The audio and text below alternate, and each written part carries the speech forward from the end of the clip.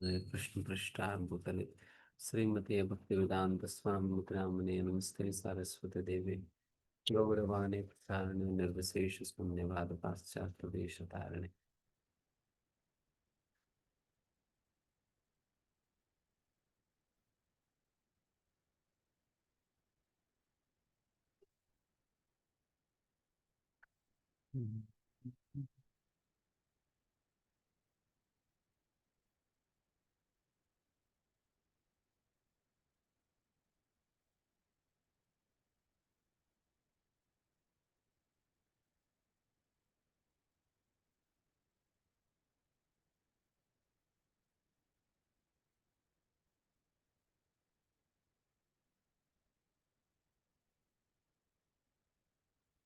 Okay, हरे कृष्णा।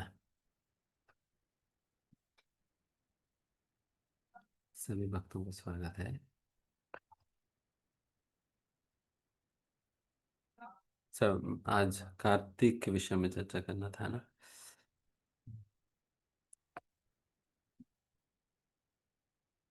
वैसा अभी कल एकादशी है और आने वाला पूर्णिमा जो कि शरद पूर्णिमा का दिवस है, कार्तिक पूर्णिमा। कार्तिक पूर्णिमा से कार्तिक के मास शुरू हो जाता है। वैसा तो अलग कई जगह एकादशी से ही गिनते हैं, एकादशी टू एकादशी गिनते हैं। इन कई जगह पूर्णिमा टू पूर्णिमा गिनते हैं। वैसा हम भक्ति सिद्धांत सरस्वती महाराज ने पूर्णिमा टू पूर्णिमा हमारे लिए कहा है। तो इसलिए हम जो कार्तिक व्रत करते हैं शरद पूर्णिमा से लेकर कार्तिक पूर्णिमा तक हम करते हैं। एंड कई ऐसा संत है जो व्रज में जो कि कल से ही उनका व्रत शुरू हो जाता है। कल से उनका व्रत शुरू हो जाता है। कल से शुरू करके मतलब कल से शुरू करके उत्थान एकादशी तक करते हैं। तो इस प्रकार से अलग अलग प्रकार के संप्रदाय में अलग अलग प्रकार से वे पालन करते हैं। तो हमारे लिए तो शरद पूर्णिमा से जो कि 7 तारीख को जो होगा शरद पूर्णिमा, उस दिन से शुरुआत होकर अ, कार्तिक पूर्णिमा तक चलेगा, जो कि देव दीपावली है। उस दिन तक हमारे लिए कार्तिक की मास चलेगा। तो कार्तिक के व्रत बहुत ही विशेष व्रत है। जिस प्रकार से भगवान गीता के अंतर्गत बताते हैं कि मासा नाम मार्ग शीर्षोस्मि। सारे मासों में जो 12 मास होता है, तो उन सारे मासों में भगवान अपना पहचान मार्ग शीर्ष महीने के साथ करते हैं, जो कि नवंबर दिसंबर में आता है। एंड वैसा जो मार्ग शीर्ष महीने के जस्ट पहले जो है ये कार्तिक मास आता है। जिस प्रकार से हमेशा शक्ति का संबोधन शक्तिमान के पहले होता है, राधा के बाद कृष्ण, सीता के बाद राम, सीताराम, राधा कृष्ण, लक्ष्मी नारायण। तो इस प्रकार से हम पहले शक्ति का संबोधन करते हैं। शक्ति के माध्यम से ही हम शक्तिमान को अप्रोच करते हैं। उसी भावना से क्यों ना हो, यहाँ पर भी कार्तिक का व्रत पहले आता है, जो कि श्रीमती राधा रानी का व्रत है। और फिर इसके उपरांत ही मार्गशीर्ष महीने में जो कि भगवान श्री कृष्ण की है, तो व्रत शुरू होता है मार्गशीर्ष। तो इस प्रकार से कार्तिक और एंड वैसा कार्तिक, हालांकि राधा रानी अधिष्ठात्री देवता है इस कार्तिक मास का, इसलिए ही राधा रानी को भी कार्तिक कार्तिक देवी भी कहा जाता है। उनका नाम में एक कार्तिक देवी भी है। एंड वैसा श्रीमती राधा रानी को ऊर्जेश्वरी भी कहा जाता है, इसलिए इस व्रत का नाम ऊर्जा व्रत भी होता है, कार्तिक व्रत भी होता है, दामोदर व्रत भी होता है। जिस प्रकार से इस मास का नाम एक तो अ, कार्तिक करके राधा रानी के नाम से भी इस मास का नाम पड़ा, और दूसरी ओर इसे दामोदर मास भी कहा जाता है। तो दामोदर के कृष्ण के नाम से भी ये व्रत जाना जाता है। तो उस प्रकार से राधा के नाम से भी इस व्रत को जाना जाता है, इस मास को जाना जाता है, और कृष्ण के नाम से भी इस व्रत को जाना जाता है। तो उस प्रकार से राधा और कृष्ण दोनों को कृपा प्राप्त करने के लिए ये मास बहुत ही उचित मास है, जिसमें राधा और कृष्ण दोनों का ही कृपा को प्राप्त किया जा सकता है इस व्रत का पालन करके।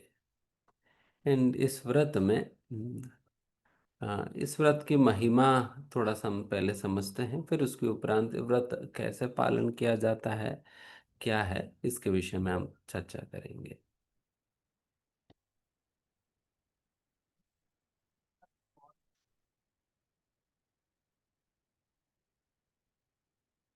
वैसा इस कार्तिक व्रत, महीना के संबंध में बताया जाता है कि ये बहुत ही अद्भुत महीना है, जिसमें श्रीमद् राधा रानी का अपार कृपा करुणा को प्राप्त किया जा सकता है। इसलिए हमारे वैष्णव आचार्यों ने कार्तिक मास के विषय में कहा कि ये दो, इसको राधा दामोदर मास भी कहा जाता है। राधा दामोदर मास भी कहा जाता है क्योंकि ये जो राधा दामोदर की लीला जो है इसी महीने में संपन्न भी हुआ है। जिस प्रकार से यशोदा दामोदर की लीला के विषय में तो आप सभी लोग जानते ही है, वैसे ही राधा दामोदर का भी अपना एक लीला है। ये तो गोलोक वृंदावन में संपन्न हुआ है।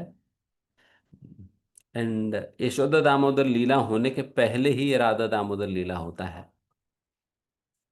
एंड एक बार वैसा होता है कि श्रीमद् राधायण भगवान श्री कृष्ण के लिए अपनी निकुंज में काफी देर से वो निरीक्षण कर रही थी। एंड बहुत देर तक जब भगवान श्री कृष्ण नहीं आए, देन फिर राधा रानी को बहुत दुख लगने लगा। एंड फिर उस दुख में ही फिर वो मान करने लगी। हम्म, अरे तो हर बार का ही बात है, तो आया नहीं, है तो आज भी आया नहीं। काफी देर हो गया, इतना देर क्या होना है। तो इस प्रकार से उनको बहुत दुख लगने लगा और फिर मान करने लगी। उतनी ही देर में भी जैसा वो मान करने लगी, फिर उतने में भगवान श्री कृष्ण पहुंच जाते वहां। एंड कृष्ण पहुंचने पे फिर कृष्ण से कहा जाता, देखिए तुम इतना लेट आ गया।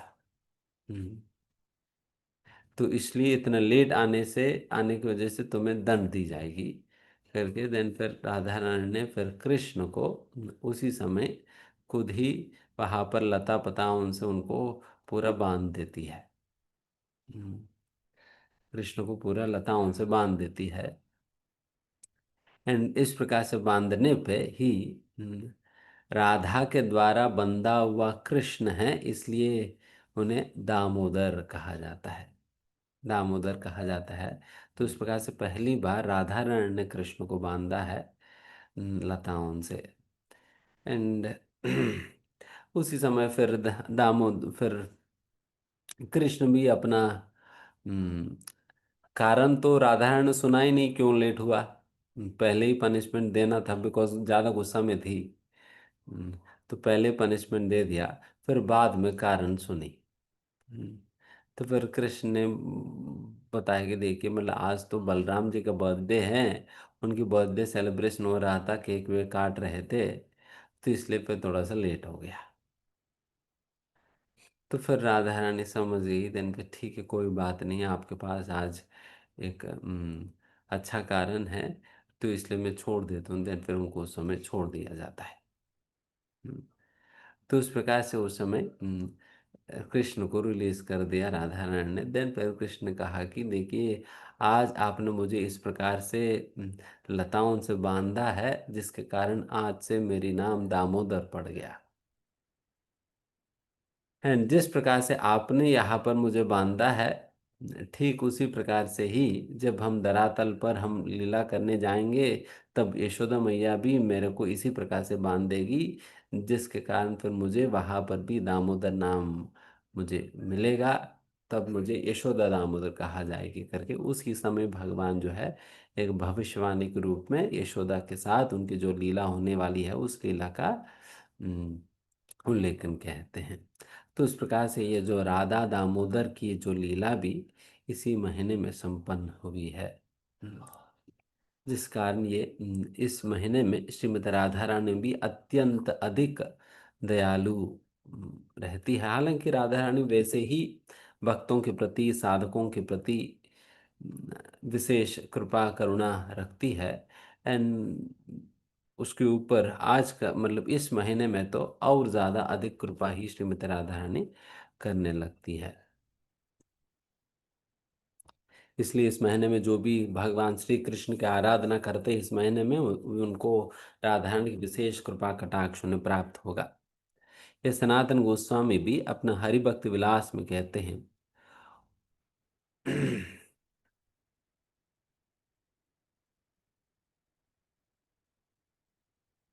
हम्म।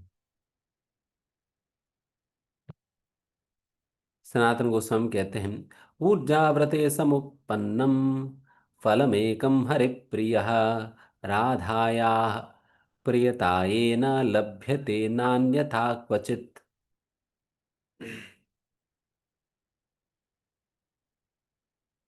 यहाँ पर बताते हैं कि कार्तिक मास के व्रत करने की यही मुख्य परिणाम है या फल है कि श्रीमती राधा रानी का विशेष कृपा प्राप्त होगा। श्रीमती राधा रानी की विशेष कृपा प्राप्त होगा। इस प्रकार की विशेष कृपा जो भी पाना चाहें तो उन्हें कार्तिक का व्रत ढंग से पालन करना है। और फिर आगे स्कंद पुराण में इस प्रकार से कहा जाता है, यत् फलम लभते नित्यम सहस्राश्वमेधयः मेधजः तत्फलं लभते भूतः कार्तिके हन्युपवासकः। यहाँ पर कहते हैं, हम्म, कार्तिक मास में एक दिन भी अगर कोई उपवास रखता है उन्हें हम्म, उन्हें हजारों अश्वमेध यज्ञ करने के फल मिल जाता है। हम्म, एक दिन की उपवास रखने पे। बट कार्तिक के महीने बाकी अन्य उपवास तो जनरली आधा दिन का, एक दिन का होता है ना। जितने भी हम अभी तक उपवास रखते हैं वो आधा दिन का, एक दिन का, पौने दिन, इस प्रकार से ही चलता है। बट ये जो कार्तिक व्रत के अंतर्गत ये जो उपवास है ये पूरा महीने भर की उपवास चलेगा। 1 मंथ फास्टिंग। जो शरद पूर्णिमा जो उपवास शुरू होगा तो फिर कब समाप्त होगी? कार्तिक पूर्णिमा तक चलेगा। पूरा उपवास 30 दिन का। बट डेफिनेटली ये नहीं, आपको मारेंगे नहीं। थोड़ा बहुत खाने की अ, उपाय तो है।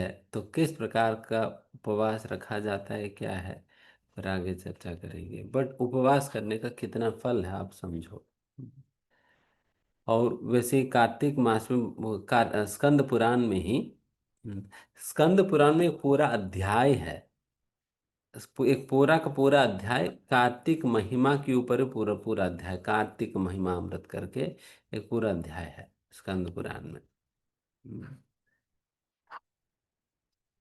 स्कंद पुराण में कहा जाता है कि कार्तिकं नाम मासोभ्यं सर्व पापा प्रणाशनः हरिप्रीतो हयतो मासः सर्वेषामेव मानदः। इसमें कहते हैं कि हरिप्रीति प्रीतो हयतो मासः। हरिप्रीतो, हरि के लिए अत्यंत प्रीति पात्र है ये महीना। It is very very dear to Hari. बहुत डियर है। इसलिए बताया जाए, हरि प्रीतो हयतो मासः कार्तिकम नाम मासोयम सर्व पाप प्रणाशनः। हर प्रकार के पापों का नाश इस कार्तिक महीने में व्रत पालन करने से होता है। वैसे कहा जाता है कि अनेक कल्पों में जितने पाप हमने करा है वो सारे पाप केवल कार्तिक व्रत के पालन करने से नष्ट हो जाता है। कार्तिक व्रत मतलब एक कल मतलब 1000 चतुर्युग है। मतलब हजारों हजारों कल्पों में जितने जितने पाप हमने करा है, सारे पाप एकदम से नष्ट हो जाएंगे अगर केवल एक कार्तिक व्रत ढंग से अगर कोई पालन करे तो। हरि भक्त विलास में पुनः ये बात कहा जाता है कि यह कार्तिक व्रतम कुर्याद् भक्त्या गोविंद पार्षदः अल्पेनैव प्रयत्नेन सुप्रीतो भवति प्रभुः।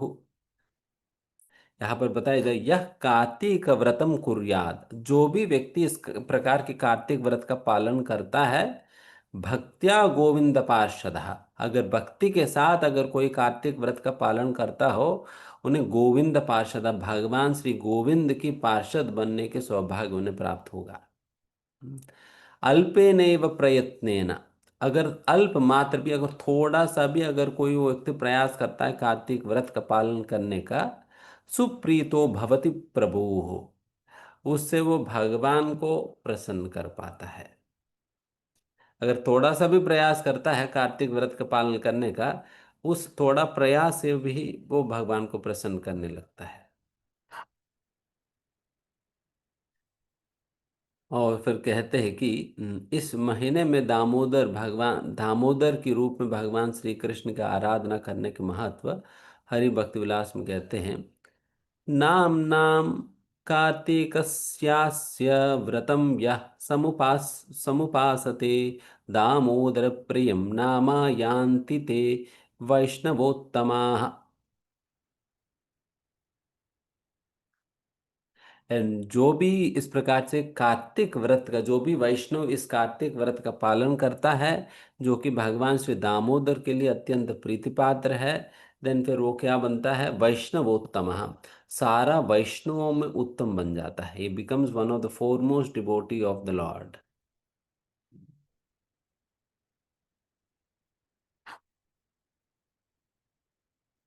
स्कंद पुराण में पुनः बताया जाता है कि एकम एकम अप्युपवास उपासेन कार्तिके हयुपवासकः यत् फलं लभते देवी तत्फलं कोटि जन्ममसु।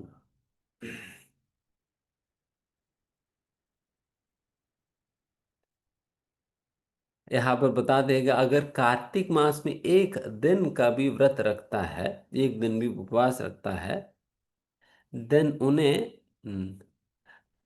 करोड़ों जन्मों का फल उनको बस इस कार्तिक मास में एक दिन का व्रत रखने पे मिल जाता है। करोड़ों जन्मों का व्रत करने का फल उनको कार्तिक महीने में एक दिन का व्रत करने पे मिल जाता है। वैसा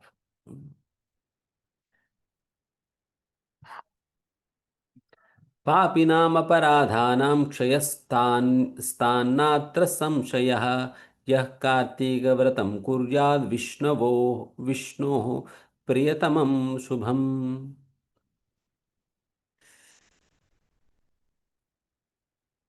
तो इस प्रकार से सारे पाप नष्ट होने में कोई संदेह ही नहीं है अगर कोई कार्तिक व्रत का पालन करता है।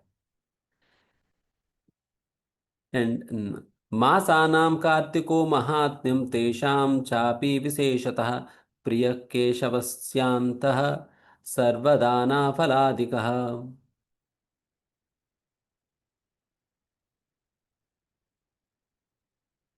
एंड इस कार्तिक मास में अगर कोई थोड़ा बहुत कार्य भी कोई करता है, थोड़ा बहुत प्रयास भी तो कोई करता है कार्तिक व्रत का पालन करने के लिए, देन वो सुप्रीमली ग्लोरियस बन जाते, वो बहुत ही महिमान्वित वो हो जाता है।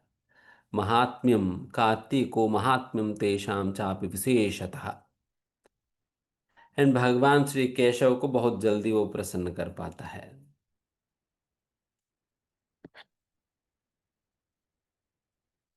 एंड लास्ट हरि भक्त विलास में कहते हैं, यद दत्तम गोसहस्राणि यद्दत्तं हेमपर्वतं न तत्फलमा फलमवाप्नोति यत्फलं कार्तिकदिने।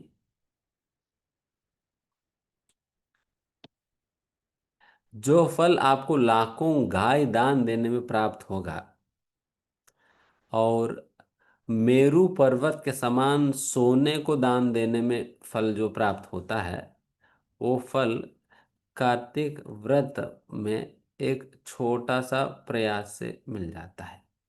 हम्म। तो आप सोचो कि मेरु पर्वत के बराबर सोना कब इकट्ठा करेंगे दान देने। दान देने पहले इकट्ठा तो करे।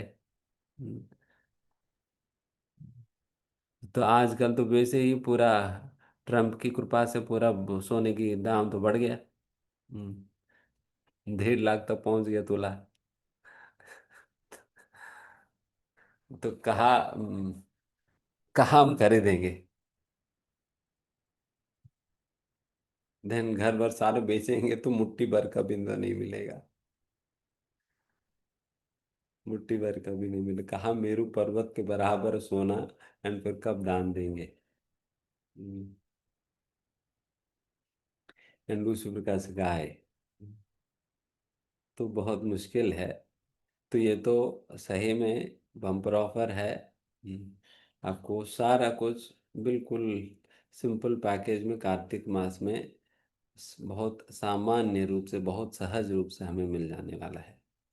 तो इसलिए हम सभी को बहुत ही ढंग से, ध्यान से, भक्ति के साथ, श्रद्धा के साथ और डेडिकेशन, डिटर्मिनेशन के साथ हमें ये कार्तिक व्रत का पालन करनी चाहिए।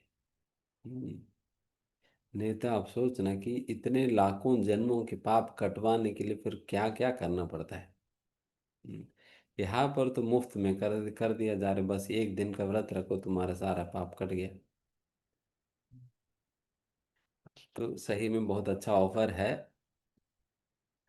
तो आप लोग इसका फायदा उठाइएगा। एंड एक और विशेष ऑफर कार्तिक मास में ये है कि कार्तिक मास में राधा कृष्ण सेवा अपराध नहीं लेते हैं। कार्तिक मास में राधा कृष्ण सेवा अपराध नहीं लेते हैं। हम्म। तो अगर सेवा, राधा कृष्ण की सेवा करने में कहीं त्रुटि या कमी या कोई गलती हो जाता है एक्सीडेंटली, देन फिर वो अपराध राधा कृष्ण नहीं गिनेंगे। बट डेफिनेटली अगर नाम के प्रति अपराध या वैष्णव के प्रति अपराध तो वैष्णव को प्रति प्रति अपराध तो है ही, उसका गिनती तो होगा। हम्म।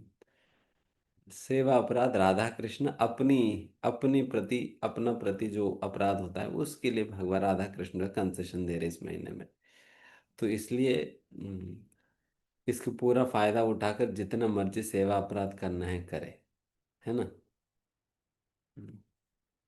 नहीं, हमें तो बचना है। हमें तो बचना है। जो एक्सीडेंटली अगर हो गए तो देन फिर उसको माफ कर दिया जाएगी। बचना है ना। और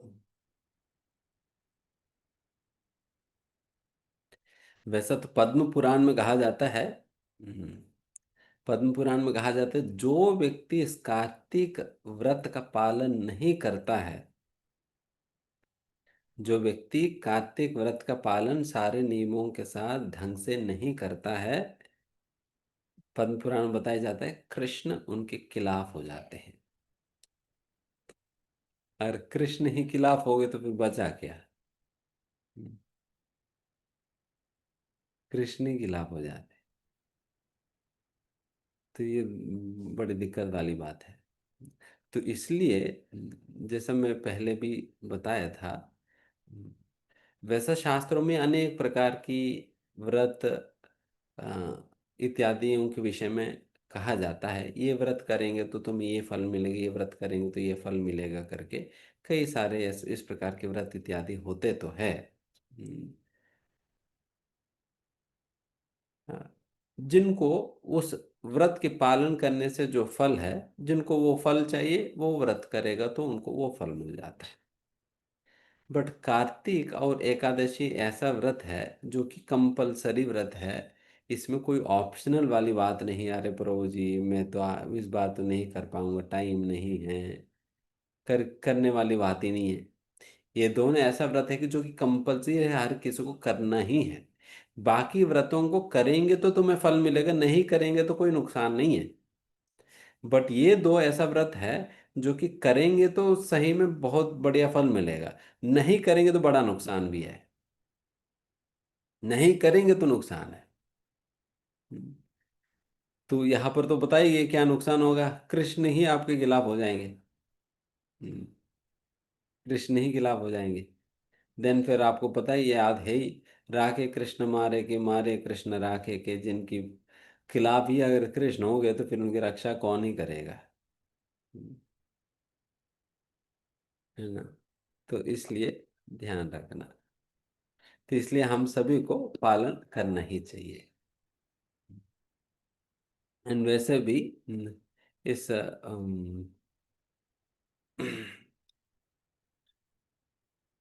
जैसा मैंने कहा था, इस व्रत को ऊर्जा व्रत भी कहा जाता है, ऊर्जा व्रत कहा जाता है।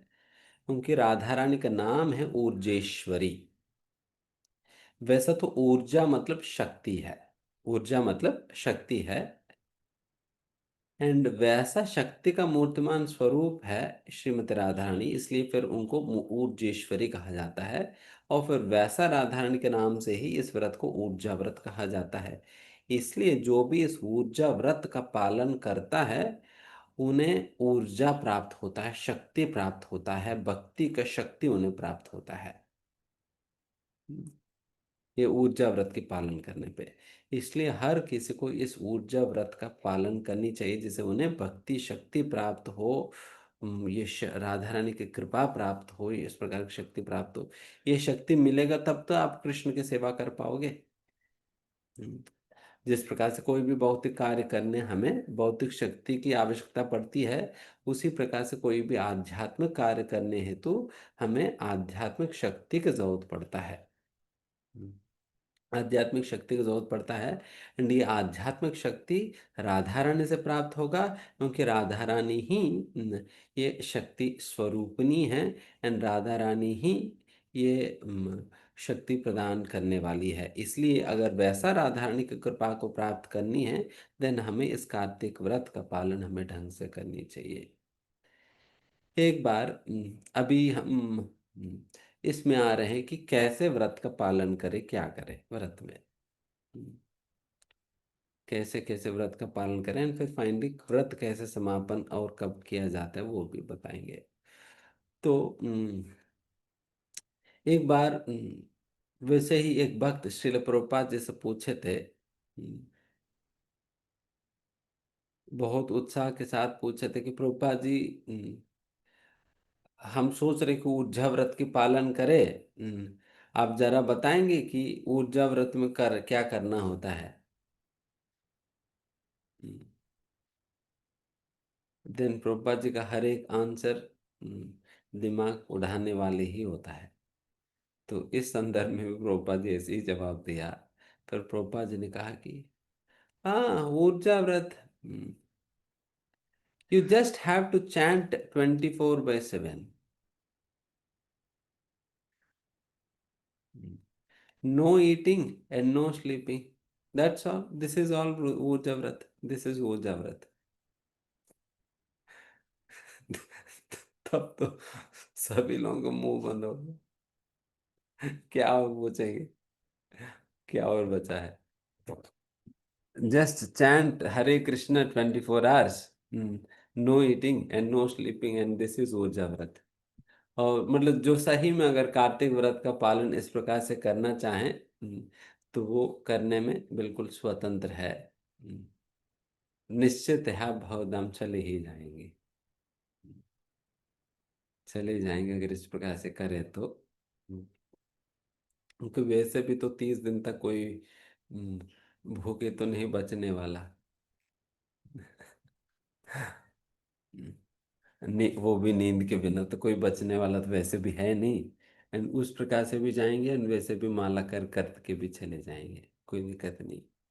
हम्म। तो वैसा प्रभुपाद जी के स्टैंडर्ड के अनुसार अगर ऊर्जा व्रत का पालन करना है, देन ये है, बिल्कुल वन लाइन है, बस इस वन लाइन का फॉलो करो। Chant Hare Krishna 24/7, no eating and no sleeping, बस ये पालन करो, आपकी वो जबरदस्त पूरा समाप्त, आप भी समाप्त। हम्म। तो ये है। एंड वैसा इस कार्तिक व्रत के संबंध में हम अनेक स्थानों से अनेक अनेक बातें हम सुनते हैं। और अनेक अनेक चीजें करने के लिए कहा जाता है। बट मेरी ये कहना है कि सबसे पहला तो श्रील प्रभुपाद जी ने हमें कार्तिक व्रत में जो करने के लिए कहा है, वो करके ही बाकी अन्य चीजों के विषय में हम सोचे। पहले जितना प्रभुपाद जी ने हमें करने के लिए कहा है, उतना तो मिनिमम आप करें ही। फिर उसके बाद अगर समय बचा है तो तब जाकर कुछ और सोचा जा सकता है। बट जो मिनिमम जो प्रभुपाद जी ने कहा, वो तो हम अपने आचार्यों की कहने के अनुसार हमें करनी चाहिए। एंड वैसा तो शास्त्रों की यही कथन है, कोई भी व्रत के मतलब सबसे बड़ा व्रत या सबसे बड़ा तपस्या यही है, गुरु की आज्ञा का पालन करना। देर इज नो ऑस्टेरिटी और व्रत मच ग्रेटर देन दिस। इससे बढ़कर कोई और तपस्या नहीं है, गुरु की आज्ञा का पालन करने से बढ़कर। हम्म, इसलिए यहाँ तक भी अगर एकादशी का दिन गुरु ने आपको आज्ञा दिया है अन्न प्रसाद खाने का, दिन अन्न प्रसाद का नहीं उचित है।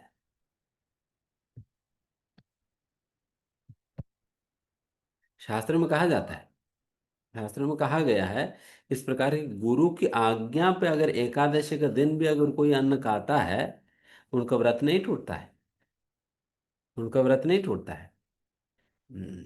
ये मतलब शास्त्रों में लिखा हुआ है कि दवाई लेने पर अन्न नहीं टूटता है। दवाई मतलब आप वो आलू पराठा खाकर ये नहीं कह सकते हो जी यही मेरा दवाई है। ये मेरी दवाई, डॉक्टर ने कहा है कि सुबह 5 आलू पराठा, 5 शाम को 5 पनीर पराठा खाने के लिए कहा है। तो ये आप अपना मेडिसिन मत बनाओ। तो सही में अगर कोई दवाई हो, वो दवाई अगर लेने पर व्रत नहीं टूटता है। उसी प्रकार से ही गुरु आज्ञा पे कोई भी हम्म, प्रसाद ग्रहण करने पे तब भी व्रत नहीं टूटता है, गुरु आज्ञा पे। तो उस प्रकार से इतना महिमा है गुरु आज्ञा का। तो इसलिए जो हमारे संस्थापक आचार्य श्रील प्रभुपाद जी ने जो भी व्रत विधान जो हमें दिया है सिखला, तो उस व्रत विधान के अनुसार जितना मिनिमम चीजें प्रभुपाद जी ने करने के लिए कहा है वो हमें करनी चाहिए, है ना।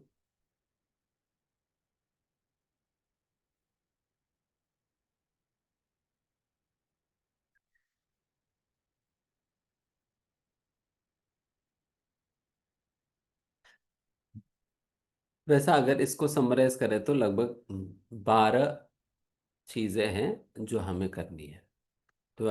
12 चीजें हमें जो करनी है, वो एक एक करके हम बताएंगे। 12 चीजें जो हमें करनी है, तो ये तो कंपलसरी करे ही। उसके अलावा फिर भी आपके पास समय बचा है, तो हमें बताना। वो बहुत काम है, करवाएंगे। काम मतलब सेवा ही था हमारे पास, और क्या काम है।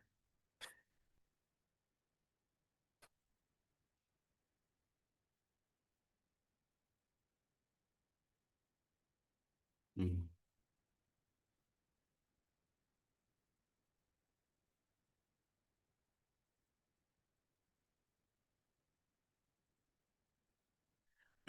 सबसे पहला, कार्तिक में भगवान को हम्म, दीप दान सेवा करना जरूरी है।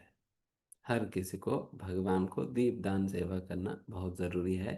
तो इसलिए हर भक्त को ये सेवा तो कम से कम मिनिमम जो है उनको करनी चाहिए, ये दीपदान की सेवा। दीपदान की सेवा इसके विषय में स्कंद पुराण में कहा जाता है, न दानम गो गोहस गोसहस्रस्य न कन्या प्रदम तथा यथा दीप प्रदानम में कार्तिके प्रियतम हरे। हजारों गाय दाने, हजारों गायों को दान देने पर भी और एक कन्या दान देने पर भी उस प्रकार का फल नहीं मिलता है जिस प्रकार का फल आपको दीप दान करने में मिलता है। दीप दान देने करने में जो फल मिलता है वो तो हजारों गायों को दान देने पर भी नहीं मिलता है। उतना भगवान श्री हरि को आप प्रसन्न कर पाते केवल दीप दान करने मात्र से। वैसे ही हरि भक्ति विलास में बताते हैं कि कार्तिके दीपदानस्य फलं यत् कथितं मया न तस्य सदृशं कच कचिदस्ति दानेषु पृथिव्याम। इसमें बताते हैं कि दानेषु पृथ्वी किंचिदस्ति दानेषु पृथिव्याम। इस पूरा पृथ्वी पर आपको इस प्रकार की कोई और अन्य दान का विधि नहीं मिलेगा जो कि भगवान को दीप दान करने से बढ़कर। भगवान की दीप दान करने करना ही अपने आप में बहुत बड़ा उपहार है, भगवान मानते हैं। इससे बढ़कर और कोई उपहार नहीं है इस पूरा पृथ्वी पर ही करके भगवान की ये मानना है ना। एंड फिर स्कंद पुराण में कहते हैं कि कार्तिके दीपदानम तो यह करोति नराधमः स याति परमं स्थानम यत्र विष्णु प्रियो हरिः। केवल एक बिल्कुल गिरा हुआ व्यक्ति भी अगर भगवान को दीप दान करता है, दीप प्रज्वलित करके भगवान को दीप दिखाता है, इतने मात्र से उनको भगवान श्री हरि की प्राप्ति होने लगता है, होने लगता है। इसलिए इस महीने में खास करके ये दीप को दान करने की बहुत बहुत महत्व है। इसलिए इस महीने में हम सभी को हर दिन विदाउट मिस जो है ये दीपदान करनी चाहिए। शाम को संभव है तो शाम को ज़रूर करनी चाहिए। अगर किसी के लिए शाम संभव नहीं हो पा रहे हैं देन फिर आप सुबह भी कर सकते हो, बट डेफिनेटली आप करिए ही। इसको बिल्कुल किसी भी हालत में हमें मिस आउट नहीं करना चाहिए। आप चाहे आप कहीं बाहर भी जा रहे हैं, आप अपने साथ कुछ बत्तियां आप लेकर जाओ। ट्रेन में है कहीं है, अब वही जलाओ। हम्म, वही जलाकर आप कहीं पर भी हो आप करो ही। Don't miss this at any cost. किसी भी कीमत पे हमें इसको मिस नहीं करनी चाहिए, हर किसी को करनी चाहिए। आप सोचो अगर दीपदान करने की मतलब सिर्फ दीपदान करने मात्र से व्यक्ति भगवान श्री हरि को प्रसन्न करने लगता है, हजारों गायों को दान देने का फल मिल जाता है, भगवान श्री हरि को प्राप्त करने लग जाता है, तो इतना सारा कुछ केवल दीपदान करने से जब मिल सकता है देन इस प्रकार की लाभ केवल हम ही क्यों उठाएं, केवल हम ही क्यों उठाएं। हम्म, हमें अन्यों को भी इस प्रकार की मौका देनी चाहिए, अन्यों को भी इसका मौका देनी चाहिए। इसलिए इस महीने में एक तो हम अपनी व्रत के रूप में तो हम दीपदान करना ही चाहिए, और हमें ये भी व्रत स्वीकार करनी चाहिए कि मैं अन्यों को भी दीपदान करने में प्रोत्साहन दूंगा एंड फिर उस प्रकार का कार्यक्रम भी ऑर्गेनाइज करूंगा। हम्म, जिस प्रकार से पिछले साल भी आप में से कई भक्तों ने प्रयास किया है, अलग अलग मतलब मान लीजिए कि जहाँ पर भी ज़्यादा संख्या में लोग एकत्रित होते हैं संध्या के समय, इवनिंग के समय, आप वहाँ पर बत्ती लेकर भगवान श्री राधा दामोदर की पिक्चर लेकर पहुँच जाओ। टेबल लगा दो, भगवान राधा दामोदर की फोटो लगा दो, एक माला पहना दो, एंड फिर सब जितने भी वहां पर आते सभी लोगों को आप बत्ती दो। एंड फिर उनसे आप भगवान को दीपदान कराओ। हम्म, दीपदान कराओ जहाँ मतलब अगर मान लीजिए कि आप नोएडा स्टेडियम है, नोएडा स्टेडियम में तो कितने हजारों लोग आ जाते हैं शाम शाम के समय। वहां पर तो रोज ही लगा सकते हैं। रोज आप लगाएंगे तो हजारों लोगों का आप उद्धार कर देंगे। तो इस प्रकार से जहाँ जहाँ संभव है, अगर आपकी सोसाइटी के पार्क में अगर लगा दे, वहां पर लगा दो, आपकी सोसाइटी के मंदिर में लगा दो। हर दिन शाम को आधा घंटा 1 घंटा लगा दो। जो भी आएंगे फिर दीपदान करेंगे। तो इस प्रकार से जहाँ जहाँ संभव है, अगर मेट्रो के बगल में लगा दो, वहां पर तो हजारों लोग मेट्रो पकड़ने जा रहे, देन फिर लोग आएंगे तो दीपदान करके जाएंगे। तो इस प्रकार से कितनी बड़ी लाभ मिल जाते हैं लोगों को केवल दीपदान करने मात्र से। इस प्रकार से अगर हम लोग समय थोड़ा सा निकाल कर, आधा 1 घंटा समय निकाल कर ऐसा पब्लिक प्लेसेस में अगर दीपदान करवाए, बहुत बहुत बड़ी बहुत अच्छी बात होगी। हम्म, बहुत अच्छी बात होगी। एंड इसके साथ साथ हम इस महीने में दीपदान का कार्यक्रम भी हम दामोदर प्रोग्राम के रूप में हम डिफरेंट डिफरेंट घरों में जाकर करते हैं। तो आपके आस पड़ोस में जितने भी लोग हैं उन सभी लोगों को बोलो कि उनके घर पे ये दामोदर प्रोग्राम ऑर्गेनाइज करे, जिसमें 1 घंटा ही लगता है, पूरा प्रोग्राम करने में 1 घंटा लगता है। सिर्फ थोड़ा कीर्तन होता है, थोड़ा सा कथा होगी, दामोदर अष्टकम का पाठ होगा, देन फिर उसके बाद सभी लोग भगवान को दीप दिखाएंगे, बस इतने ही कार्यक्रम। 1 घंटे के कार्यक्रम। उस प्रकार से आप लोग जाइए। अगर आप लोगों को गाना आता है, गाओ अच्छा से करताल वरताल लेके।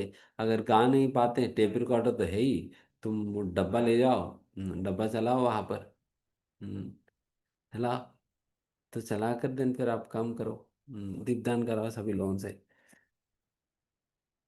तो उस प्रकार से लोगों को एंकरेज करें, जितने लोग हो सके उतना घरों में हमें। एंड फिर उनको बोले कि आप अपने सारे रिश्तेदारों को, इष्ट मित्रों को, बंधुओं को, कोलीग्स को, सभी लोगों को बुलाए उस प्रोग्राम में, उन सभी लोगों से करवाएं।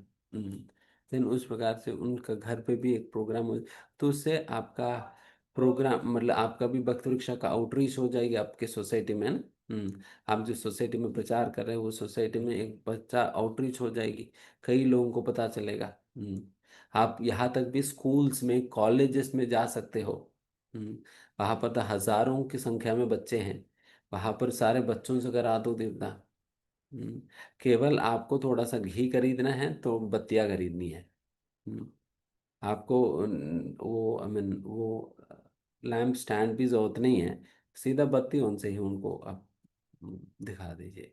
तो स्कूल्स में ऑर्गेनाइज करो, कॉलेजेस में ऑर्गेनाइज करो, पब्लिक प्लेसेस में ऑर्गेनाइज करो, सोसाइटीज में ऑर्गेनाइज करो, मंदिरों में ऑर्गेनाइज करें। अगर आपको पता है कि कोई मंदिर में उस दिन ज़्यादा लोग पहुंच जाते हैं, हम्म, ज़्यादा लोग आते हैं, देन फिर उस मंदिर में पहुंच जाओ, वहां पर अपनी काउंटर लगा दो।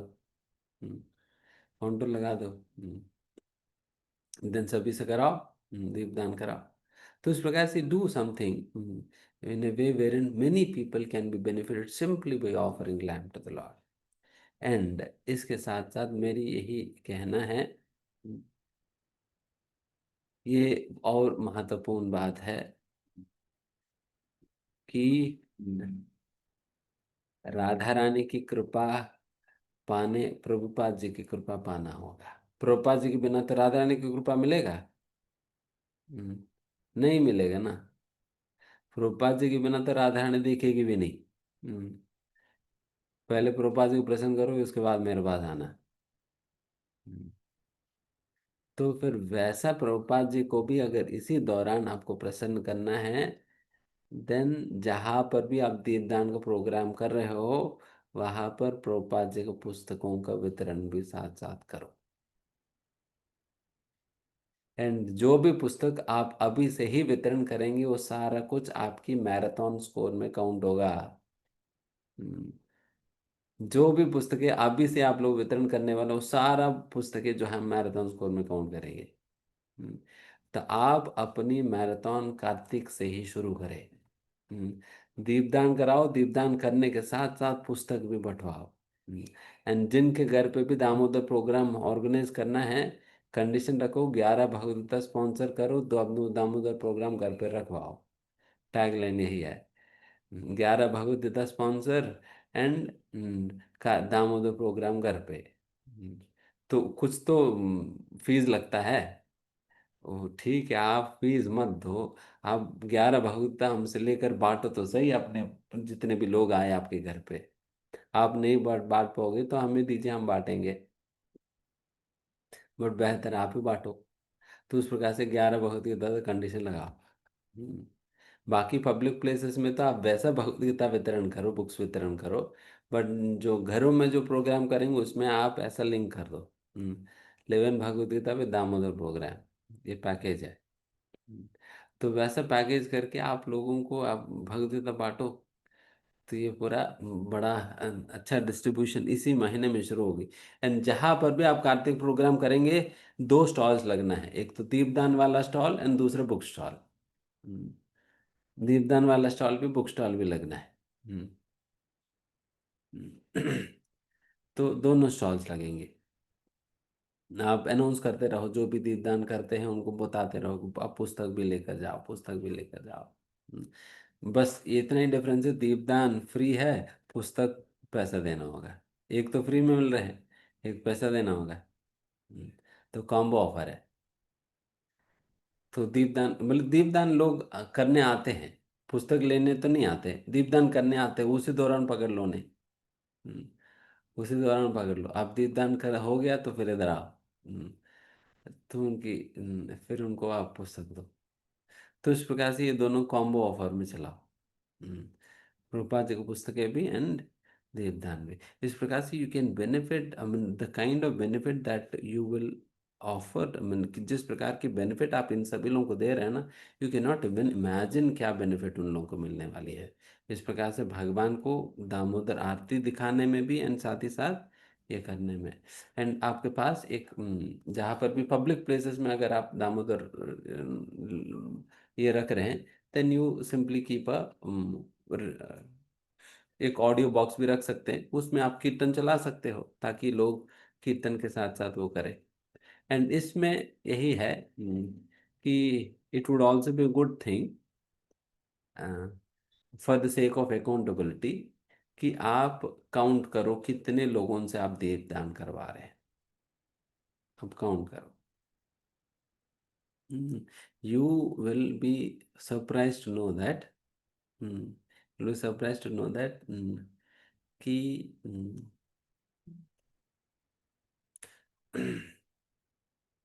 एक गल्फ कंट्री में हम्म, इस कार्तिक महीने में 2 मिलियन दीपदान होता है। मतलब 20 लाख लोगों से दीपदान कराया जाता है, 20 लाख। हम्म, उनका पॉपुलेशन है कितना, आप सोचना। हम्म, हमारा भारत की तरह नहीं, भर भर भर के लोग रहते हैं। हम्म, कहीं भी जाओ भर भर के लोग मिलते हैं। और वो मार्केट मार्केट चले जाना चाहिए हम लोगों को, मार्केट में तो खूब हजारों लोग मिल जाएंगे। सब्जी मार्केट वगैरह होता है ना रात को। हाँ, मतलब हर हर दिन का अपना रूटीन होता है। ट्यूसडे को ये, वेडनेसडे को यहाँ, थर्सडे को यहाँ करके आप भी उसी वही स्केड्यूल फॉलो कर ले। हम भी बाकी दुकानों के साथ अपना भी दुकान खोल देते हैं। हम्म, अपना भी दुकान खोल देते हैं, दो दुकान लगता है हमारा, एक तो दीपदान वाला, एक दूसरा पुस्तक वाला। तो दोनों दोनों साथ साथ करेंगे। तो इस प्रकार से वहां पर 20 लाख लोगों से दीपदान करवा रहे हैं। आप सोचो कि मतलब कितनी बड़ी एफर्ट वो लोग कर रहे हैं दीपदान कराने के लिए, 20 लाख लोगों से। अगर वो लोग वैसा देश में रहकर अगर 20 लाख लोगों से करवा रहे हैं, देन हम लोग यहाँ पर भारत में बैठकर, वो भी नोएडा जैसा शहर में बैठकर, जो कि ऑलरेडी इतना मतलब भर गया है, वैसा सिटीज में, नोएडा, ग्रेट नोएडा सिटीज में रहकर हम लोगों को और कितने लाखों लोगों से हमें करवाना चाहिए। हम्म, लाखों लोगों से करवाना चाहिए। इसलिए मैं कहता हूँ कि आप सभी लोग ये विशेष व्रत स्वीकार करो। अपना खुद का तो आप 30 दिन तो करे हुई, और उसके साथ साथ आप भी संकल्प ले सकते हैं, मैं इस कार्तिक मास में कि कम से कम 25,000 लोगों से मैं दीपदान करवाऊंगा। 11,000 लोगों से दीपदान कराऊंगी, 1 लाख लोगों से दीपदान कराऊंगा। बस आपको वैसा एरिया चुनना होगा जहाँ पे बिल्कुल भर भर के लोग हैं, वैसे चुनो। मतलब इट इज, आप बहुत वृद्ध भी क्यों ना, आप बैठ जाइए। आप टेबल लगाओ, बैठ जाइए, तो लोग आकर आप करेंगे, आप बस माइक लेकर अनाउंस करते रहो। हम्म, ऐसा है वैसा है कर। हम्म, तो इस प्रकार से सभी लोग करें प्रयास। तो तो पुस्तक वितरण करने का भी प्रयास करो और दीपदान करने का भी प्रयास करो। तो वैसा पब्लिक लोकेशन चुन चुन कर आप लोग करें। छोटे छोटे बच्चे करा देते बात। छोटे छोटे बच्चे हैं ना, वो बच्चे करा देते हैं लोग ले जाकर। तो उस प्रकार से बहुत अच्छा से होता है। एंड आज ही सुबह कोई प्रोजेक्ट बता रहे थे कि ये जो दामोदर प्रोग्राम, जो हाउस प्रोग्राम जो होता है ना, वो कम से कम 2000 प्रोग्राम्स करते हैं। 2000 दामोदर प्रोग्राम्स करते हैं। हम्म, वहाँ पर दुबई में 2000 दामोदर प्रोग्राम्स। तो हम यहाँ पर और कितने करने चाहिए। जहाँ पर दुबई में तो यू के नॉट, मतलब आप वैसा आप धोती कुर्ता पहनकर आप सड़क में घूम नहीं सकते, तिलक लगा कर नहीं जा सकते, मतलब इट वैसे मतलब बहुत ज़्यादा फ्रीली आप सारा कुछ करने की अलाउड नहीं है। यू कैन नॉट डू हरिनाम संकीर्तन वैसा आप बाहर रहकर नहीं, घर में जो भी करना है करो, बट बाहर नहीं कर सकते। उतना रिस्ट्रिक्शंस के बावजूद भी वो लोग इतना कुछ कर रहे हैं। हम तो, हमें तो, हमारा तो यहाँ पर तो कुछ वैसा कोई रिस्ट्रिक्शन ही नहीं है। तो हमें तो और कितना क्या करनी चाहिए। हम्म, तो that is why we should all try this month, ठीक है, हम ऐसा प्रयास करें। ठीक है। तो ये पहला हो गया, दीपदान। एंड फिर दूसरा एक सबसे महत्वपूर्ण बात है कार्तिक महीने में, वो है to wake up early in the morning. सुबह सुबह जल्दी उठ जाना चाहिए। ब्रह्म मुहूर्त में तो, ब्रह्म मुहूर्त के पहले ही उठ जाना चाहिए, ताकि व्यक्ति ब्रह्म मुहूर्त तक व्यक्ति तैयार होकर साधना करने बैठ जाए। हम्म, ब्रह्म मुहूर्त में उठना नहीं है, ब्रह्म मुहूर्त के पहले ही उठ जाओ, ताकि ब्रह्म मुहूर्त शुरू होने के पहले तक आप बिल्कुल साधना करने के लिए बैठ सके। तो उस प्रकार से उठ जाइए। हम्म, सुबह सुबह उठो, अर्ली मॉर्निंग। मतलब कम से कम व्यक्ति 4:30 बजे तक तैयार होकर बैठ जाए साधना करने। 4:30 तक ही should be ready to start with that sadhana. तो इसके लिए फिर आपको 3:30, पौने 4, 4 बजे तक उठ जाना चाहिए।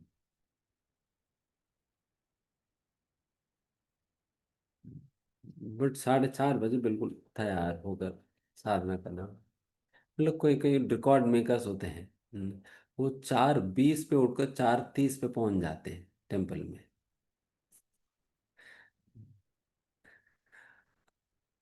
कई हमारे ब्रह्मचारियों में वैसे रिकॉर्ड बनाते हैं। 4:20 पे उठ गया और 4:30 पे टेम्पल हॉल में शंख बजने के पहले पहुंच गया। बट कैसे पहुंच गए पता नहीं, भगवान जाने। वो अपना तिलक विलक कैसे लगाते हैं, बिल्कुल सुपर फास्ट एक्सप्रेस की तरह करते हैं।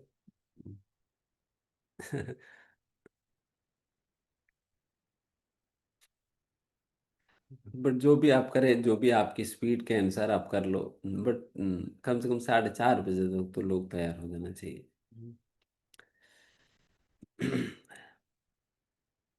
एंड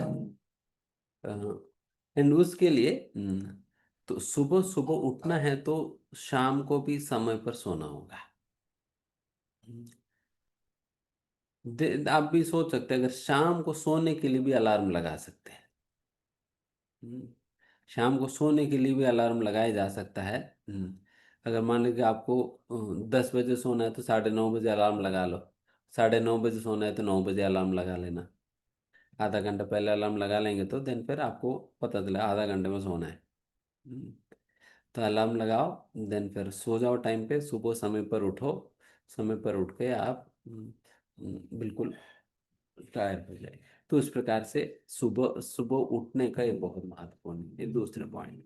एंड तीसरा पॉइंट ये है कि कार्तिक में स्नान करना भी अपने आप में बहुत बहुत बड़ा व्रत है।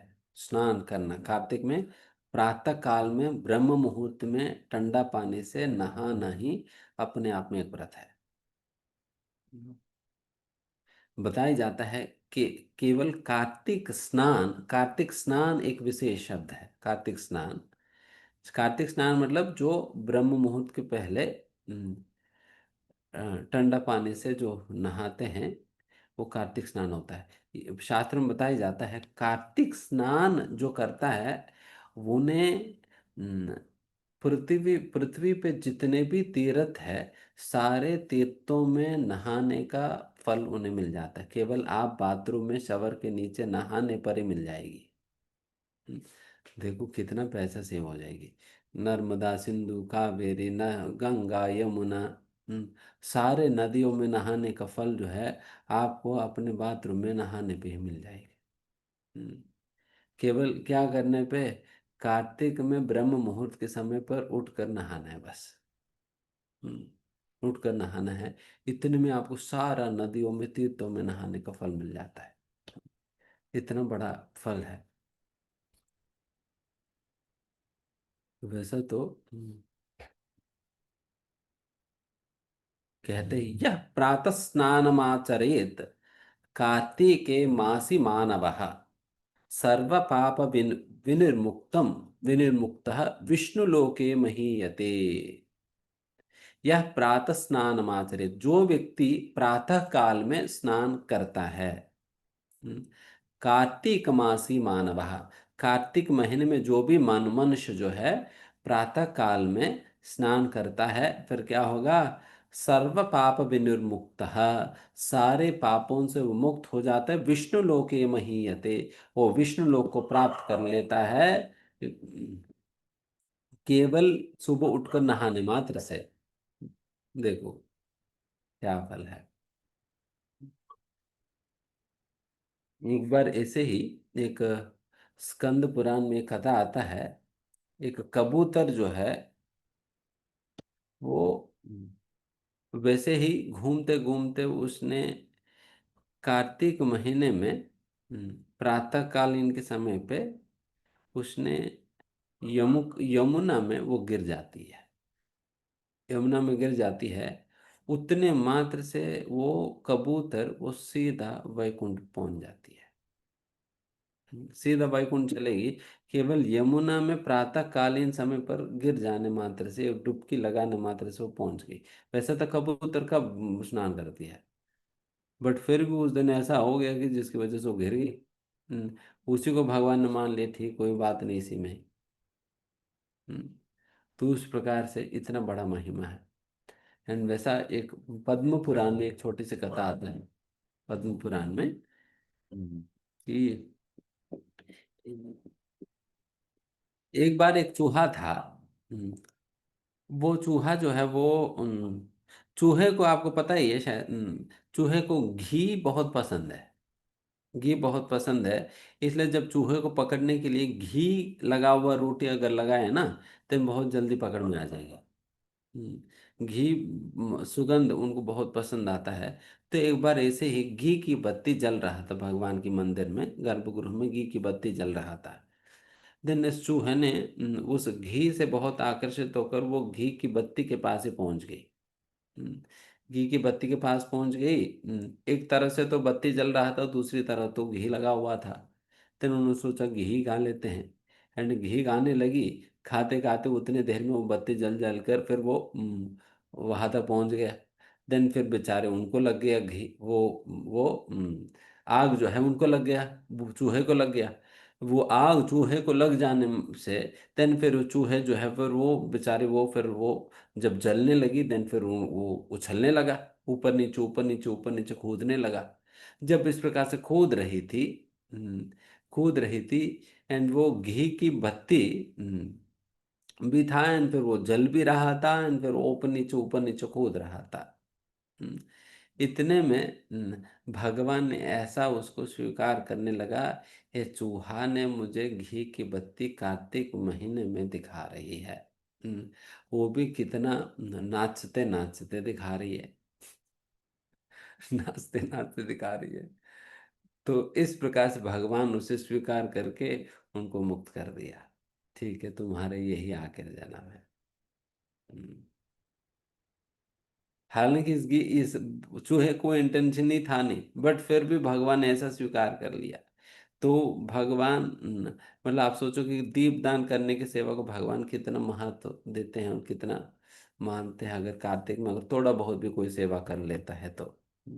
तो वैसा इसलिए ये सुबह उठकर नहाने की प्रथा भी है।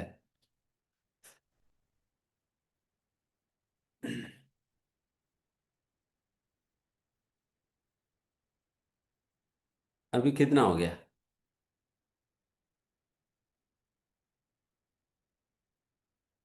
3 हुए। 3 हुए, अभी चौथा बता रहे। कार्तिक मास में तुलसी की सेवा बहुत बहुत महत्वपूर्ण है। तुलसी की सेवा, तुलसी की आरती करना, तुलसी को जल देना, तुलसी को स्पर्श करना, तुलसी को प्रणाम करना, तुलसी की प्रदक्षिणा करना, हम्म, तुलसी की आरती उतारना। तो इस प्रकार से किसी भी रूप में अगर तुलसी की सेवा करे तो बहुत महत्वपूर्ण है। इसलिए शास्त्र में बताया जाता है कि तुलसी तुलसी काष्ठ दीपेन, तुलसी काष्ठन दीपेन यः कार्तिकमु कार्तिकमुपपोषितः या सा यान्ति परमं स्थानं यत्र विष्णु प्रियो हरिः। मतलब ये भी एक विधान है शास्त्र यहाँ पर बताए जा रहे हैं। तुलसी काष्ठ, तुलसी काष्ठ मतलब तुलसी की लकड़ी। तुलसी की लकड़ी होता है ना। अगर तुलसी की लकड़ी में आप घी में डूबा हुआ कॉटन को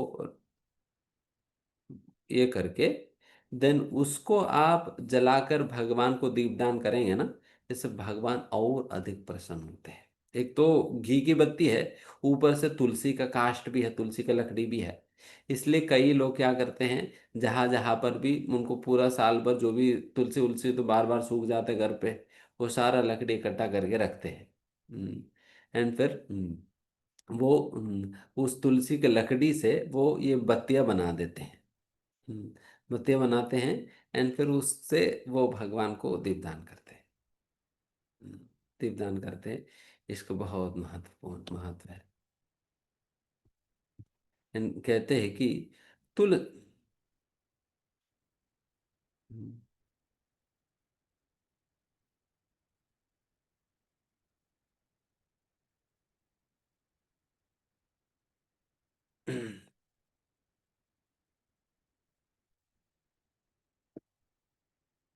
तो इस प्रकार से तुलसी काष्ठ से भगवान को दीपदान करने में भी महिमा है, और तुलसी का सेवा करने में भी महिमा है।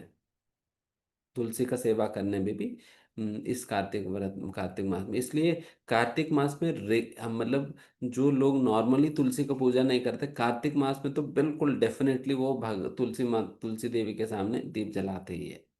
हम्म, जलाते ही है। ये बहुत महत्वपूर्ण सेवा है इस कार्तिक मास में। एक तुलसी काष्ठ से भगवान को दीपदान करना, तुलसी का खुद का सेवा करना। एंड तीसरी बात तुलसी के संबंध में ये भी है, आप तुलसी मंजरियों को चंदन लगाकर कृष्ण के चरणों पे अर्पण कर सकते हो।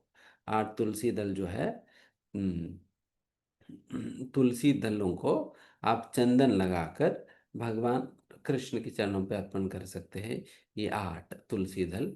इस प्रकार से अगर पूरा महीने भर अगर कोई तुलसी अर्पण करता है, तो फिर भगवान बहुत बहुत पसंद करते हैं। तुलसी पत्ते अर्पण करने से 100 गुना अधिक फलदायक है तुलसी मंजरी अर्पण करना। तुलसी मंजरी अर्पण करना, वो भी चंदन लगा कर अगर तुलसी मंजरी अर्पण करे तो भगवान तो बिल्कुल क्लीन बाउल्ड हो जाएंगे। हम्म, बस हो गया भगवान। हम्म, अभी आपके हो गए भगवान। हम्म, क्योंकि भगवान एक जगह पर कहते हैं कि तुलसी की महिमा में कि जब कोई भगवान को ऐसा चंदन से तुलसी दल अर्पण करता है, फिर भगवान सोचने लग जाते हैं कि इसने जो मेरे सेवा अभी तुलसी अर्पण करके जो किया है, मैं क्या करके इनकी सेवा का मैं सेवा का वो रेसिप्रोकेशन में कर सकता हूँ। देन भगवान सोचते रहते फिर कुछ दिमाग में आता ही नहीं है। फिर भगवान को लगता है कि मेरे पास ऐसा कोई संपत्ति धन या कोई है ही नहीं इसे जिसे देकर उनके ऋण में चुका सकूं। इसलिए मैं क्या करता हूं, मैं अपने आप को ही इस व्यक्ति को दान में दे देता हूं। इसने जो एक तुलसी दल जो मुझे अर्पण किया है, मैं अपने आप को ही उन्हें दान में दे देता हूं। तो इस प्रकार से सोचकर जो भी तुलसी दल अर्पण करता है, भगवान खुद अपने आप को दान दे देते। ठीक है, I am giving my self, अपने आप को ही। तो इसलिए अगर आप इस महीने में तुलसी दल अगर इकट्ठा कर सके, अगर अपने घर पे नहीं है तो पड़ोस वाला घर से उठा लो। हम्म, कहीं ना कहीं से आप उठाओ और लाओ और फिर तुलसी दल अर्पण करो। ठीक है।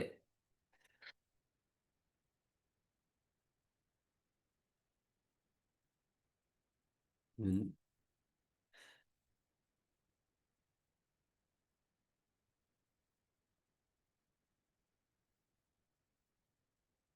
ये हुआ। अभी नेक्स्ट, इस महीने में महीने में हरि कथा का बहुत बहुत महत्वपूर्ण महत्व है। हरि कथा, हरि कथा श्रवण करने की, हरि कथा पढ़ने की बहुत महत्व है। हम्म, पढ़ने में तो खास करके भगवत गीता पढ़ने की बहुत ज्यादा महत्व है। हम्म, एक जगह पर तो ऐसा वर्णन आता है कि इस कार्तिक के महीने में पूरा भगवत गीता अध्ययन करने की लाभ हमें वर्णन ही नहीं कर सकते कि श्लोक में बोल दिया जाता है। बाकी जगह तो वर्णन आता है कि ठीक है, आप ये करेंगे तो 100 जन्मों का फल, मतलब पाप मतलब खत्म हो जाएगी, अकल हजारों कल्पों का पाप नष्ट हो जाएगी करके। बट भगवत गीता की अध्ययन करने का फल के विषय में तो वहां पर वर्णन ही नहीं कर पा रहे। हमारे पास कोई कुछ है ही नहीं बताने।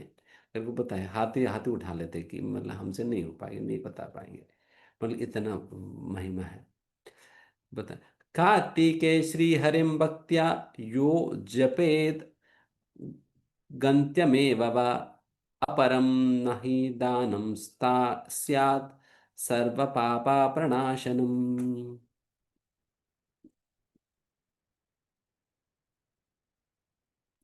जो व्यक्ति हरि कथा सुनते हैं इस कार्तिक महीने में, उन्हें पता ही नहीं कि कितने पापों को नष्ट, कितने पाप नष्ट हो जाता है। एंड कोई भी दान इसके बराबर नहीं हो सकता, इसके बराबर कोई भी दान नहीं हो सकता है। इसलिए हरि कथा पर्याप्त सुनना चाहिए। हम्म, इसलिए इस कार्तिक महीने में ना हमें नियम रख लेनी चाहिए, नियम रख लेनी है कि मैं इस कार्तिक महीने में पूरा भगवत गीता की जो 1,000 पन्नों की जो पुस्तक है, मैं कंप्लीट करूंगा। देखिए, केवल श्लोक का पढ़कर फायदा नहीं है, फायदा तो है बट वो रिकमेंडेड नहीं है। हम्म, हमें तात्पर्य सहित पढ़ना है जो भी पढ़ना है। ठीक है, ये पूरा भगवत गीता में पढ़ूंगा या भागवतम की पहला स्कंद में पूरा करूंगा या दूसरा स्कंद पूरा करूंगा। इस प्रकार से एक टारगेट रखनी चाहिए, एंड उस टारगेट के अनुसार हमें वो पूरा पुस्तक जो है हमें पढ़नी चाहिए। ऐसा कोई पुस्तक पढ़ने की टारगेट लीजिए। एंड उसी प्रकार से कुछ श्रवण करने की टारगेट लीजिए। मैं ये पूरा लेक्चर्स में सुनूंगा, जो भी हमारा लाइव क्लास हो रहे तो उसमें भी सुनने की व्रत ले सकते हैं। ठीक है, मैं ये प्रॉपरली मैं अटेंड करूंगा ये क्लासेस जो है। हम्म, तो उस प्रकार से कुछ ना कुछ हमें व्रत लेनी चाहिए, सुनने का और पढ़ने की लिए।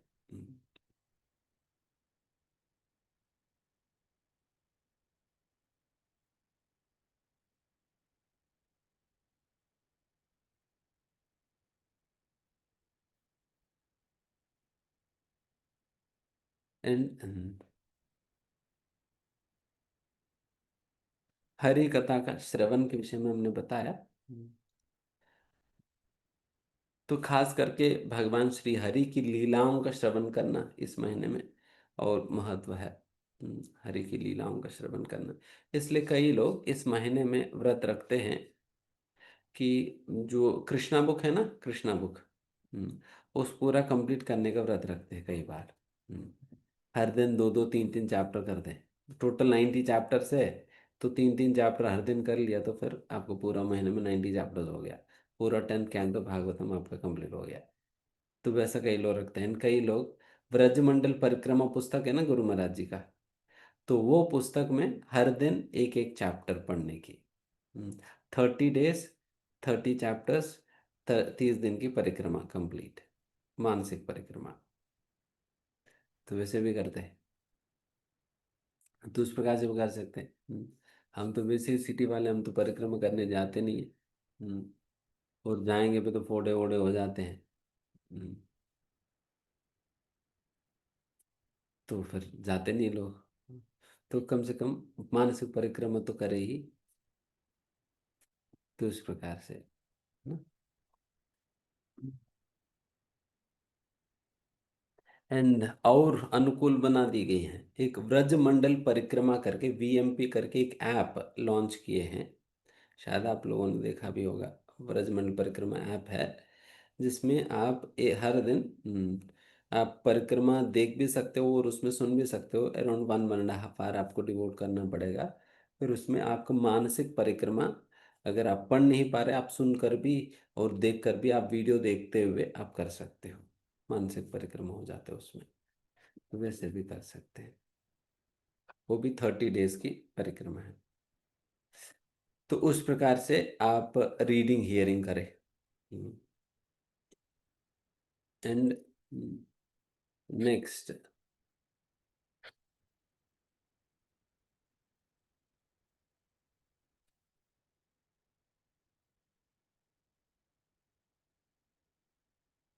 कई सारे चीज, कितने हुए अभी तक?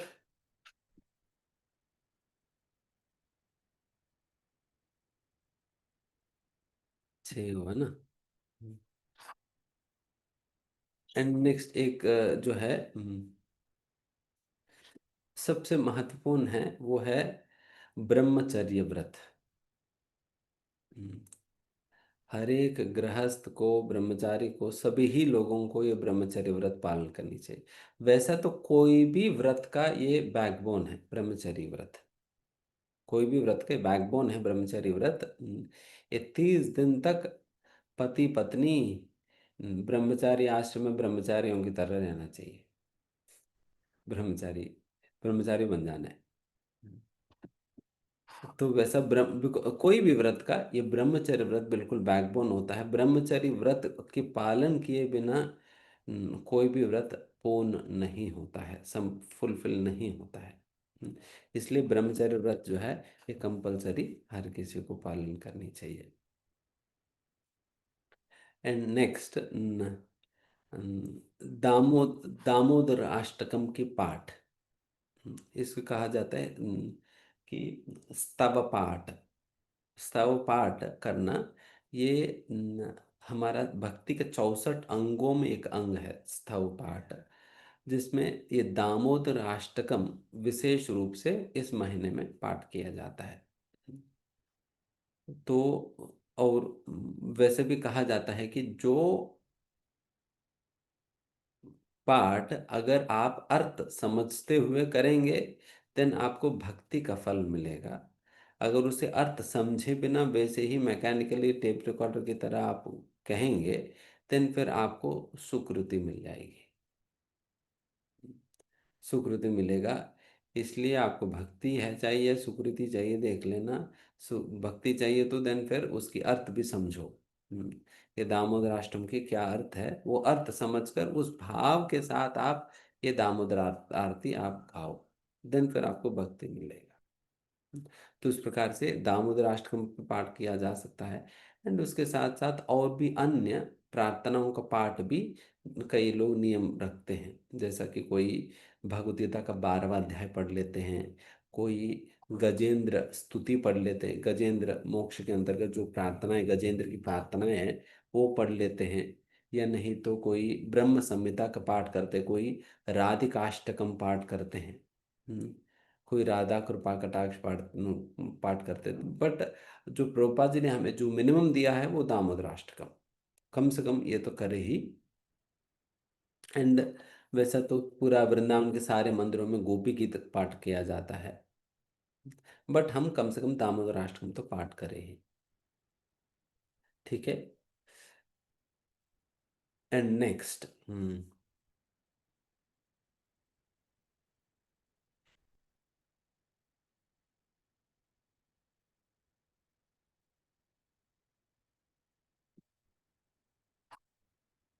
प्रभुपाद जी ने जब किसी ने पूछा तो ऊर्जा व्रत कैसे पालन करनी चाहिए, प्रभुपाद ने क्या कहा?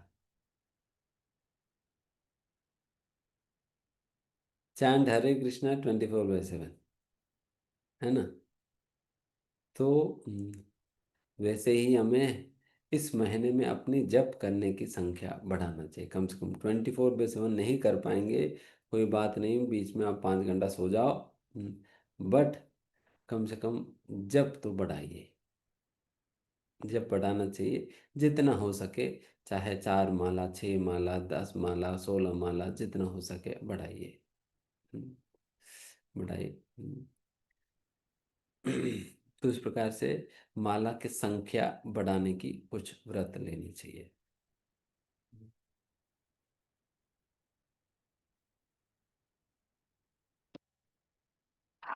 जितना ज़्यादा हो सके उतना माला करने की प्रयास करें। तभी आप लोगों को डेफिनेटली डाउट आ रहा होगा कि रोजी मतलब रीडिंग भी करे, हियरिंग भी करे, और चैंटिंग भी बढ़ा दे, और सुबह भी उठ जाए, रात को समय पर भी सो जाए, और दीपदान भी करे, लोगों से भी करवाएं। तो इन सारे चीज़ों के लिए समय कहाँ से मिलेगा? क्या कार्तिक मास में भगवान 24 घंटे से ज़्यादा बढ़ा देते दिन में? कार्तिक मास में कितने घंटे होते दिन का? 24 ही है, ज़्यादा होगा? तो फिर हम बताएंगे 24 से कैसे ज़्यादा होने वाली है।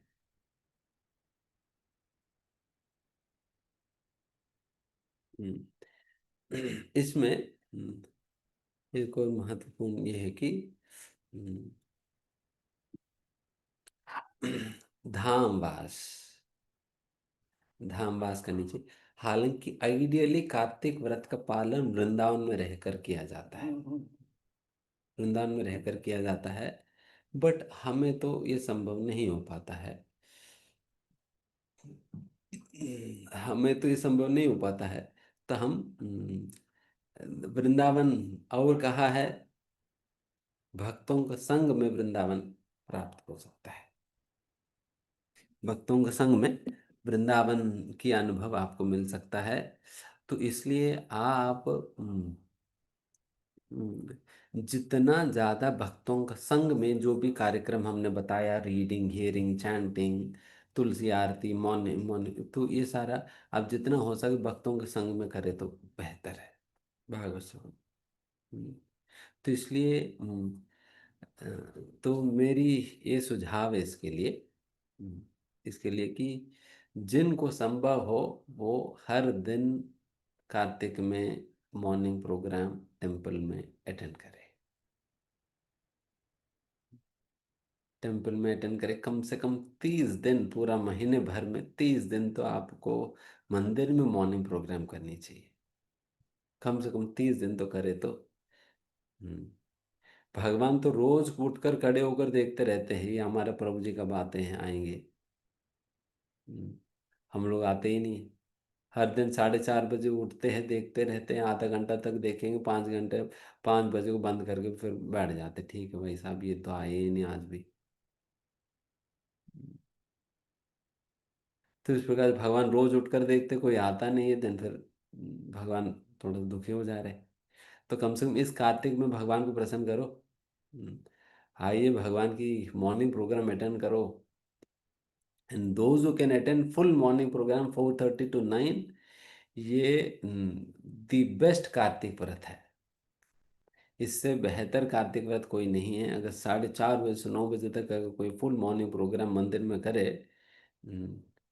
देन, एंड जो इस प्रकार से करे 4:30 to 9 फुल मॉर्निंग प्रोग्राम हर दिन, उनको हम स्पेशल अवार्ड देंगे।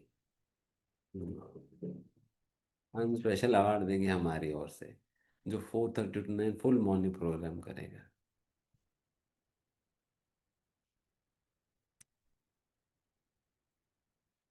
तो आप देखिए अगर कोई जो कर सकता है।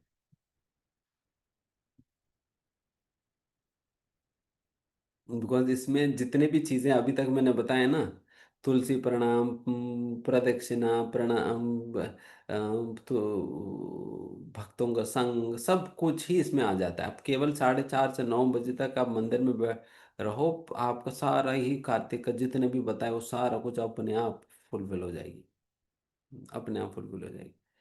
हम्म, अगर ये एक व्रत ले लिया देन आपके सारा बाकी सारे व्रत इसी में इंक्लूडेड है, 4:30 to 9। एंड अभी उन लोगों के लिए सुझाव है जो ऐसा नहीं कर पाते, जो हर दिन मंदिर नहीं आ पाते, उनके लिए सुझाव है कि मेरे कहना है कि देखिए आप लोग भी तो सोसाइटीज में तो रह रहे हैं ना, ज़्यादातर लोग तो कोई ना कोई सोसाइटी में रह रहे हैं। आपको सोसाइटी में और भी भक्त है। हम्म, तो मेरे कहना है कि आपकी सोसाइटी में हो या नहीं तो नज़दीक वाली सोसाइटी में हो, आप लोग एक ग्रुप बना लो। एवरी डे जो है आप लोग साथ आइए, कम से कम सोसाइटी के अंदर तो जा ही सकते हो। हम्म, ठीक है, मंदिर तक नहीं आ पा रहे बट सोसाइटी में लोग सभी लोग एक घर पे मिल तो सकते हैं। ठीक है, आज इनके घर आज उनके घर, परसों किसी और के घर हो गया। ऐसा टर्न बेटर्न आप लोग बना लो। देन फिर सभी लोग साथ बैठकर चैंटिंग करो, अपना मॉर्निंग साधना साथ में मिलकर करो। कम से कम उस प्रकार से संगति में होने लगेगा। मंगल आरती कर दिया, एंड फिर ये सारी चीज़ें कर लो जितना, मतलब ठीक है, आप लंबा नहीं कर सकते, शॉर्ट में कर लो मंगल आरती, 10 मिनट में मंगल आरती कर दिया। हम्म, ऐसा जो भी आपके लिए संभव हो, तो उस प्रकार से टर्न बाय टर्न करो, जिससे किसी को भी बर्डन भी ना हो जाए। हम्म, तो उस प्रकार से तो आ ही सकते हैं ना, उसमें तो कोई रोकने वाला तो नहीं। उसमें तो कोई आपको गाड़ी वाड़ी का कोई दिक्कत नहीं, कोई कहेंगे प्रो जी हमारे पास गाड़ी नहीं इसलिए नहीं आ पाते। ठीक, गाड़ी नहीं तो कम से कम इस ये तो करो। हम्म, अपने सोसाइटी में तो जाओ, उसमें कौन सा फ्लाइट में जाना होगा आपको। हम्म, तो उस प्रकार से कर ही सकते हो। घर पे जाओ, दिन पे सभी लोग साथ में बैठकर आप जप करो, साधना करो। तो उस प्रकार से ये कार्तिक में अगर अभ्यास करेंगे ना, देन बाकी समय के लिए भी आपको आप लोगों के लिए एक आदत हो जाएगी, जिससे भक्तों का संग, आप लोग अगर मंदिर में रोज नहीं आ पा रहे, देन कम से कम अपने वहाँ पर सोसाइटी में भी इस प्रकार की कल्चर बन जाएगी। एंड और लोगों को आप इनवाइट कर सकते हो देन उस समय मॉर्निंग प्रोग्राम में भी, फिर उन लोगों का भी कल्टीवेशन होने लग जाएगी, प्रचार भी बढ़ जाएगा उससे। बट ये उन लोगों के लिए मैं बोल रहा हूँ जो कि मंदिर में सही में नहीं आ पा रहे। जो मंदिर में आ सकते हैं देन आप आइए, यहाँ पर मंदिर में आइए। जब मंदिर बिल्कुल नहीं आ पाएंगे, ठीक है, मंदिर में केवल प्रोजी 2 ही दिन आ पाएंगे, 3 दिन आ पाएंगे, ठीक है, आप बाकी 4 दिन तो आप अपना सोसाइटी में करो, इस प्रकार से सभी लोग साथ मिलकर करो। तो ये तो असंभव वाली बात तो नहीं, तो ये करिए आप लोग। हम्म, तो वैसा आप लोगों की मथुरावास जो है इस प्रकार से होगी। एंड उसके साथ साथ कम से कम हम इस कार्तिक में यात्रा भी रखेंगे। 2 दिन का यात्रा भी है, 25-26 तारीख को। उस समय भी जो जो चल सके, कम से कम 2 दिन के बाद तो आपका वृंदावन में हो जाए कार्तिक महीने के दौरान। एंड वैसा यूथ का भी तो अपना यात्रा है नवंबर 1 और 2 को, और कांग्रेशन का 25-26 को यात्रा है। उस दौरान तो कार्तिक में वास हो जाएगी। तो उस प्रकार से आप कार्तिक यात्रा में भी चलो। हम्म, तो तो इस प्रकार से मत रहा एंड नेक्स्ट,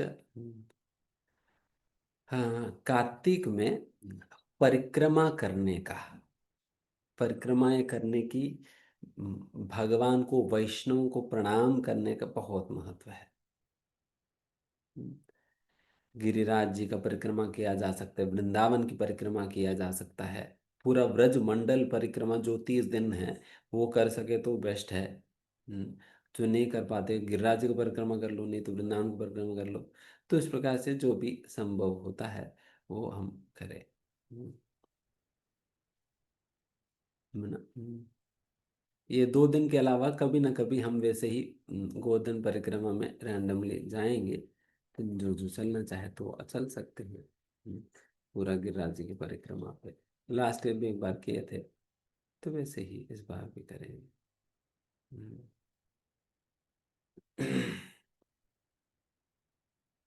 तो उस प्रकार से गिरिराज जी की परिक्रमा या परिक्रमा अभियान पर प्रणाम भी, भगवान को, वैष्णव को प्रणाम करने का कई लोग नियम बनाते हैं।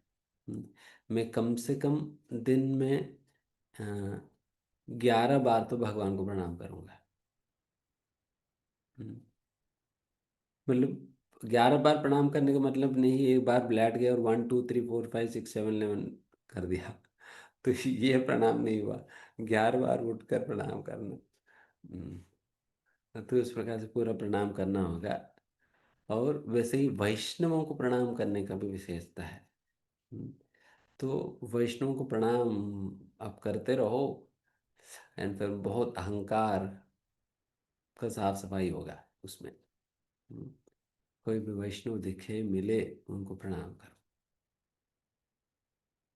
हम्म, ठीक है। एंड डीटी वर्शिप, विग्रह पूजा करने का भी अपनी महत्व है। हम्म, विग्रह पूजा करने का भी अपनी महत्व है, जो भी आपके लिए संभव हो विग्रह पूजा कर सकते हो।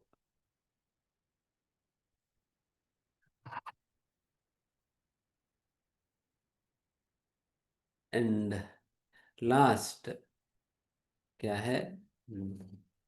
फास्टिंग। ओ टाइम हो गया। फास्टिंग करे। फास्टिंग करे। जो भी इस महीने में पूरा महीने भर की फास्टिंग होता है, 30 डेज की फास्टिंग होता है। एंड इस फास्टिंग के अंतर्गत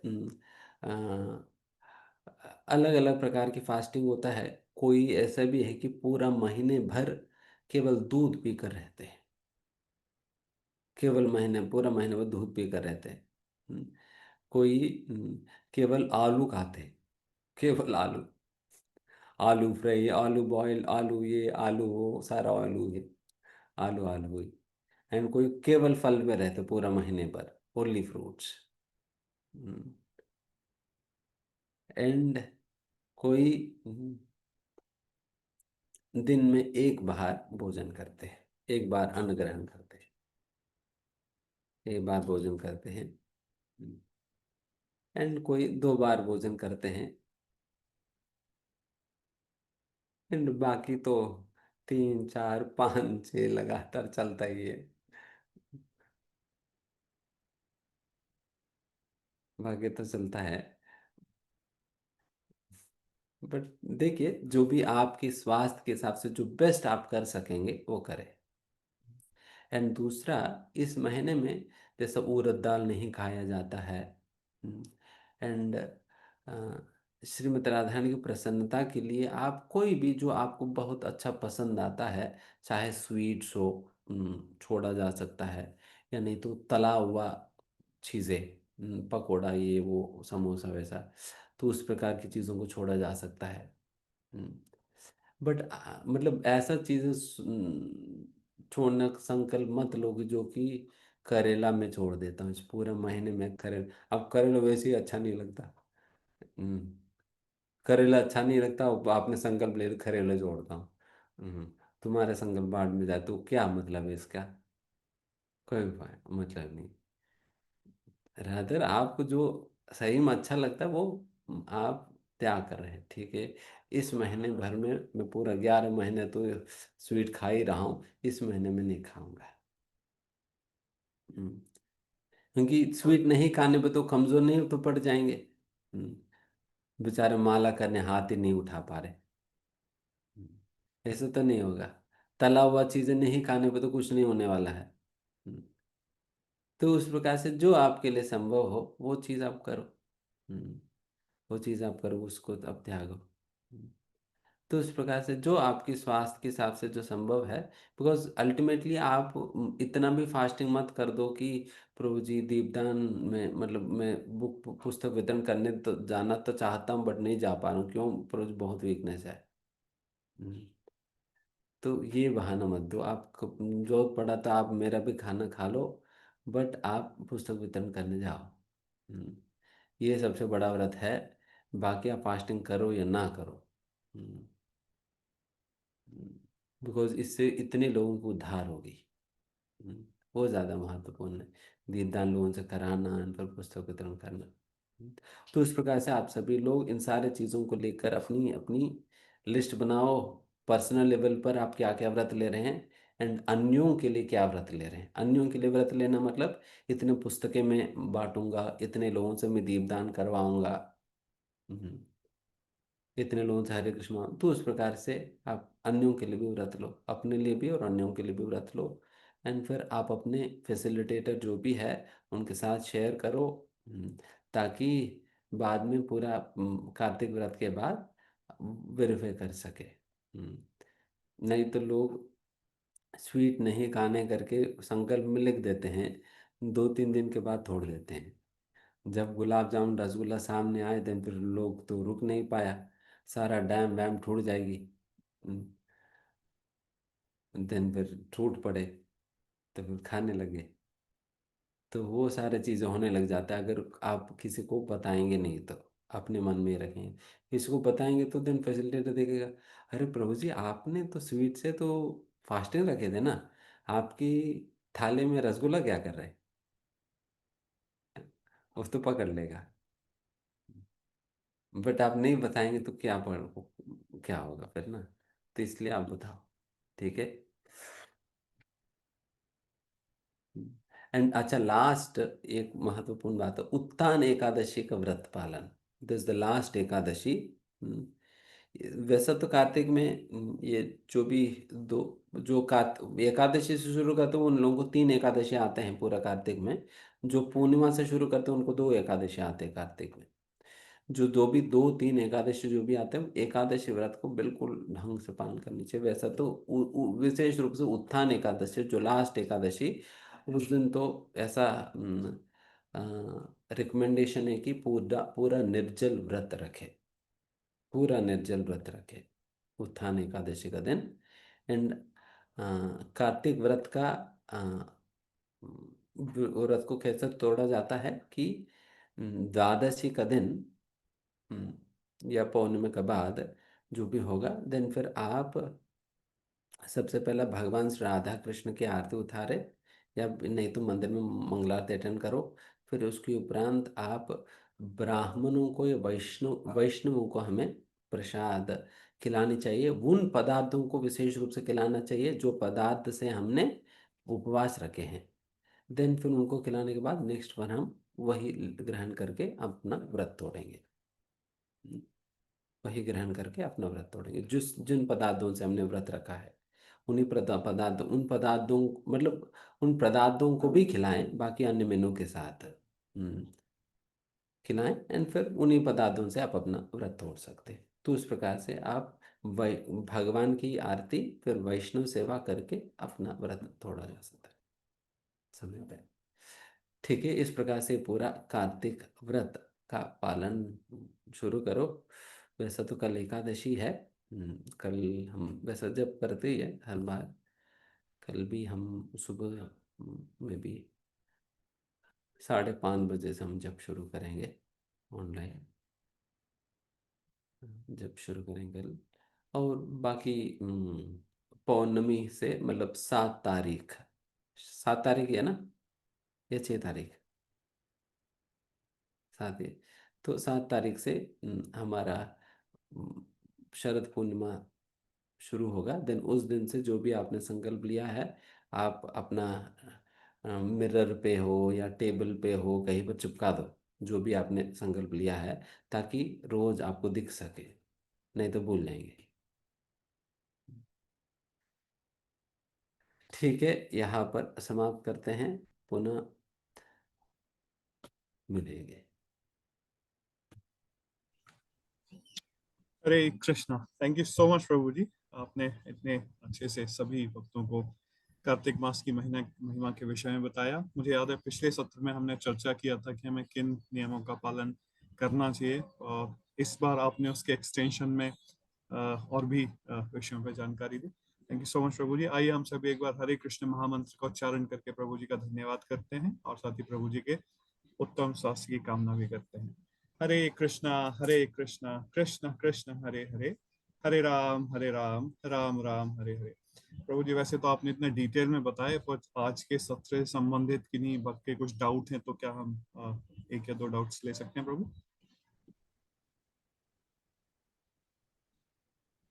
वैसे तो डिटेल्स तो है, अगर किसी का प्रेसिंग क्वेश्चन है तो पूछ लेना, तो एक दो प्रश्न है। दो प्रश्न हम ले सकते हैं, ठीक है। अपराजिता माता जी प्लीज अनम्यूट करें और अपना प्रश्न पूछें। हरे कृष्णा प्रभु जी, दंडवत नाम। प्रभु जी, दो क्वेश्चन है मेरे। एक तो कि भीष्म पंचक कैसे ऑब्जर्व करना है, क्योंकि लास्ट टाइम प्रभु जी एक्चुअली मेरे को ना पूरी नॉलेज नहीं थी भीष्म पंचक की कि किस तरह से करना चाहिए। तो तब तो मैंने बस इतना ही किया था कि एक टाइम मतलब पूरा दिन में एकादशी प्रसाद वाला। But later on I got to know कि शायद वो भी नहीं पाते हैं। और दूसरा क्वेश्चन ये था प्रभु जी, जैसे आपने अभी बताया कि कार्तिक का जो हमको पारण करना है वो नेक्स्ट डे होगा द्वादशी पे। तो प्रभु जी, बट सुबह के टाइम में डिवोटीज मतलब सबका ऑफिस होता है, सब लोग जाते हैं, तो कैसे पॉसिबल हो पाएगा प्रभु जी? क्योंकि लास्ट टाइम भी जैसे शाम में किया था, तो कैसे मैनेज कर सकते हैं प्रभु जी? सेकंड क्वेश्चन आपका ना, आवाज टूट गया सेकंड क्वेश्चन। हाँ प्रभु जी, मैं ये बोल रही हूँ कि आपने अभी बताया ना कि कार्तिक का जो पारण हम लोग नेक्स्ट डे करेंगे, तो उसमें डिवोटीज को हमको प्रसाद करना होगा या हरि नाम करना होगा। तो प्रभु जी, सुबह के टाइम में तो सब लोग ऑफिस जाते हैं, तो कैसे पॉसिबल हो पाएगा? क्योंकि शाम में तो कर सकते हैं बट सुबह थोड़ा सा डिफिकल्ट हो जाता है।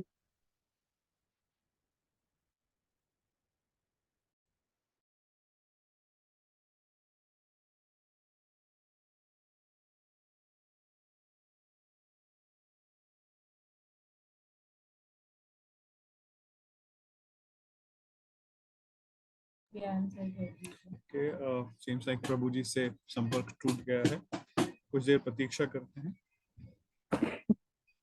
वैसे माता जी, प्रभु जी ने सत्र के दौरान बताया कि यदि सुबह संभव नहीं हो पाता है हम शाम को कर सकते हैं।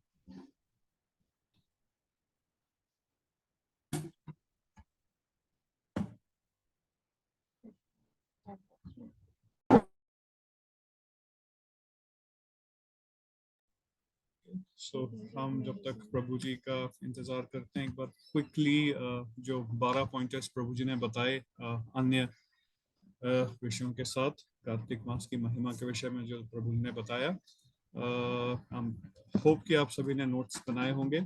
जो 12 पॉइंट्स प्रभु जी ने बताए, सबसे पहला दीपदान सेवा हमें करने का प्रयास करना है, सुबह जल्दी उठने का प्रयास करना है, और सुबह उठने के बाद में ठंडे पानी से स्नान करना है, तुलसी महारानी की सेवा हमें करनी है, रीडिंग और हियरिंग हमें बढ़ानी है, ब्रह्मचर्य व्रत का पालन करना है, गृहस्थों के लिए प्रभु जी ने विशेष इंस्ट्रक्शंस दी हैं, दामोदर अष्टकम का पाठ करना है, और उसके साथ ही प्रभु जी ने बताया कि हरि कथा या अन्य श्री प्रभुपाद के ग्रंथों का भी अध्ययन करना है, इस निश्चय के साथ कि कार्तिक मास के दौरान हम उसे कंक्लूड कर लेंगे। प्रभु जी ने ये भी बताया कि हमें अपने जपा की संख्या में वृद्धि करनी है, एक डिफाइंड नंबर हमें प्रण लेना है और प्रयास करना है कि हम हर दिन प्रातः उस डिफाइंड नंबर को 16 राउंड्स के एडिशन में हम कर पाए। धामवास के विषय में भी प्रभु जी ने चर्चा की। प्रभु जी ने बताया कि हम यात्रा पे भी जाएंगे, और प्रभु जी ने अल्टरनेटिव बताया कि यदि हम धामवास नहीं कर पाते तो एसोसिएशन हमें डिवोटीज का मैक्सिमाइज करना है, क्योंकि डिवोटीज के एसोसिएशन में धामवास का अनुभव हम कर सकते हैं। डीटी वर्षे फास्टिंग, और आखिर में प्रभु जी ने बताया कि जो उतन एकादशी होगी उसे मिस नहीं करना है, और प्रयास करने की यदि हम कर पाए तो उसे निर्जला करने का प्रयास करें। आई बिलीव प्रभु जी के साथ संपर्क नहीं हो पा रहा है, तो एक बार पुनः हमारे कृष्ण महामंत्र का उच्चारण करते हैं, प्रभु जी का धन्यवाद करते हैं। साथ ही हम सभी उपस्थित भक्तों की उन्नति, प्रगति और आध्यात्मिक प्रगति के विषय में कामना करते हुए हरे कृष्ण महामंत्र का उच्चारण करते हैं और प्रार्थना करते हैं कि हम सभी मिलकर इस कार्तिक मास का लाभ उठा पाएं। जैसे प्रभु ने बताया कि ये मास बहुत पवित्र है। हम इस मास में अपने सभी पाप कर्मों से मुक्ति पा सकते हैं। प्रभु काफी मर्सीफुल होते हैं। और जब प्रभु ये बता रहे थे तो मैं सोच रहा था कल के हमारा जो सेशन हुआ था उसमें प्रभु बता रहे थे, जो हमारा गीता का सेशन हुआ था उसमें प्रभु जी बता रहे थे कि प्रभु कितने दयालु हैं, जीव के साथ हृदय में वास करते हैं, सारी कठिनाइयों में उसके साथ होते हैं, इस आस से कि कब वो मुड़कर उनकी तरफ देखेगा और वो उसे घर वापसी का रास्ता दिखाएंगे। और आज प्रभु जी ने बताया कि प्रभु इतना कष्ट सहने के बाद भी इतने दयालु हैं, इतने मर्सीफुल हैं प्रभु, कि उन्हें सिर्फ एक मंजरी ऑफर करने से वो इतने भावुक होते हैं कि वो अपने आप को अर्पित कर देते हैं। तो इन सभी विषयों पे चिंतन करिए, विचार करिए और इस मंथ के पावन अवसर का लाभ उठाइए, अपनी आध्यात्मिक उन्नति प्रगति में प्रयास कीजिए। तो आइए इन्हीं वचनों के साथ हम हरे कृष्ण महामंत्र का उच्चारण करते हैं और आज के सत्र को विराम देते हैं। हरे कृष्ण कृष्ण कृष्ण हरे हरे, हरे राम राम राम हरे हरे। वाञ्छाकल्पतरुर्भ्यश्च कृपा सिन्धुभ्य एव च पतितानां पावनेभ्यो वैष्णवेभ्यो नमो नमः। अनंत कोटि वैष्णव वृंद की जय, शील प्रभुपाद की जय, ऑनलाइन श्रवण महोत्सव की जय, समस्त उपस्थित बंधुओं की जय। हरे कृष्ण।